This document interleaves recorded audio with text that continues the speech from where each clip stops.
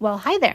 Today I'm going to be talking a little bit about how this sketchy piece came together. The prompt I decided to go with for this piece was Mulan, and I rewatched a little bit of the movie to try to get some inspiration, and I love this little scene where she's up against the matchmaker and she has this interaction with Cricky. I thought it was such a sweet little moment, but I felt like in the movie it was very chaotic, so I wanted to give it like a little moment of peace, of rest, if you will, so that's why we went with this one.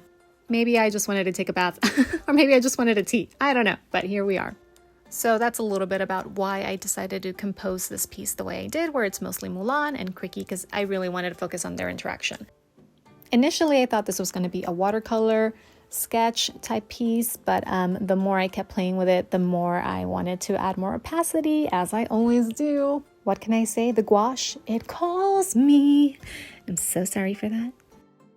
So I'm essentially just color blocking here, just laying down flat colors. I believe I'd already tested out a few colors just so that I kept everything pretty harmonious because I wanted this sense of peace. Even though it's just a sketch, I still wanted to convey a certain feeling, which is why the color palette is pretty limited and it's all pretty much in the same family, in purples, pinks, yellows, that kind of thing. Blocking in colors can be super therapeutic because you're essentially just coloring with a paintbrush, but I can also get very impatient with it because I just want to get to the nitty-gritty, the details, the rendering and bringing value and, a little element of lighting here and there. But patience, all good things come to those who wait.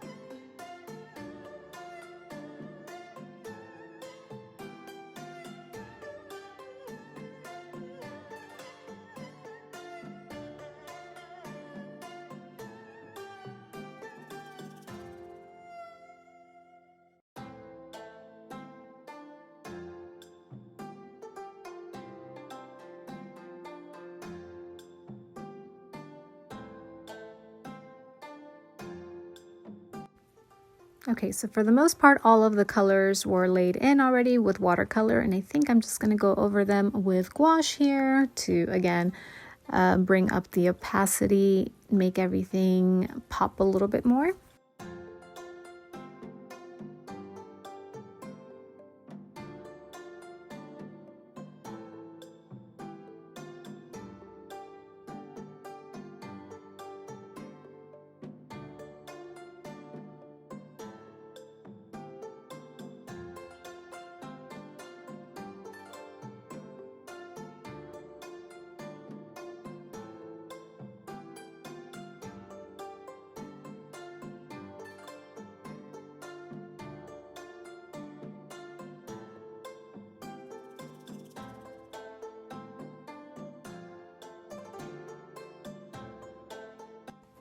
Ooh, things are popping now.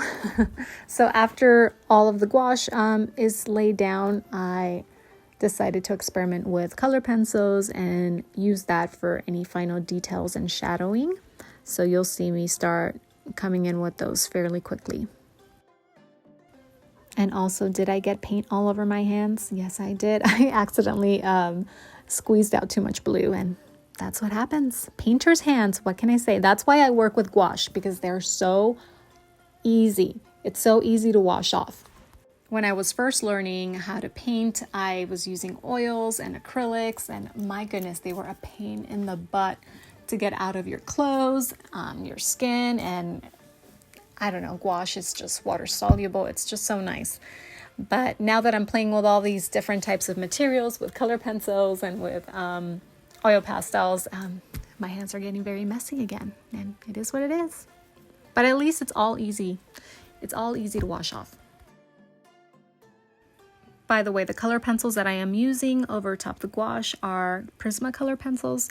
They are pretty soft. They're the best ones that I've tried so far, but I still need to try don't judge me for not pronouncing this correctly, but is it Faber-Castell? Anyway, they're supposed to be a harder pencil, which means you can get crisper lines with them. So I want to try a few here and there. I'll probably just try buying some loose ones so I don't have to invest like in a pack, because art materials are very expensive. Oh, it looks like I took a little break from filming because I can see some light coming through on the curtains that I must have added. But I recorded this video using my old phone that didn't have enough memory for recording, and I wanted to get the majority of the process of this. So I would take breaks, and then sometimes as you're painting, you get so involved in what you're doing that you forget. At least I do. I forget that, oh yeah, I should be recording this. So sorry if I missed a few steps, but it's pretty much just finishing up detail work. And then here I'm going with a cooler pencil just to cool down my shadows on certain areas.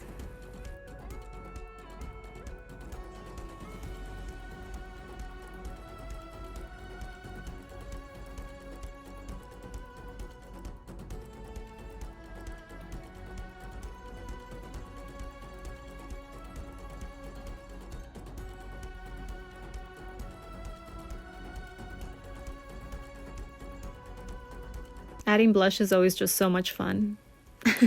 And this one in particular for this piece, it was fun because I felt like I was actually putting on makeup on her, because I needed to make sure she had her blush. And then I believe I go in with, yeah, right there, the purple pencil to give her her eyeshadow look on top. Oh, a little time to give Cricky some love. So the majority of this painting is a true gouache painting, but this was the first time that I used color pencils over top exclusively just for shadows.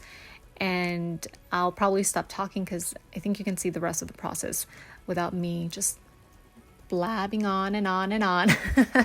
But I did end up using a little bit of oil pastels towards the end just to add a little bit of texture, because it does the work for me. And that's it. It was such a fun piece. I was really sad when I had to send it away, but I feel about that way with a lot of my pieces. And yeah, I hope you enjoyed this, and I'll see you in the next video. I hope you enjoy.